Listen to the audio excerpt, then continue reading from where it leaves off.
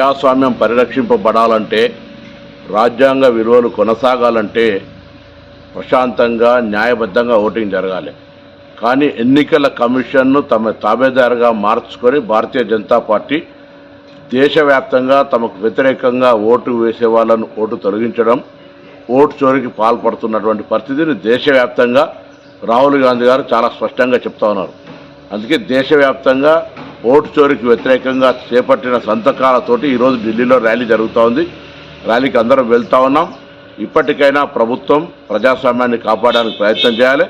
ప్రజాస్వామిక వాదులంతా ఇటువంటి అప్రజాస్వామిక చర్యల్ని ఖండించాలని కోరుకుంటూ ఓటు చోరీకి తెలంగాణ రాష్ట్రం నుంచి కూడా లక్షల సంతకాలను సేకరించి ఈరోజు ఢిల్లీ ఏఐసిసి ద్వారా మరి రాష్ట్రపతి గారికి అందజేయడం జరుగుతోంది.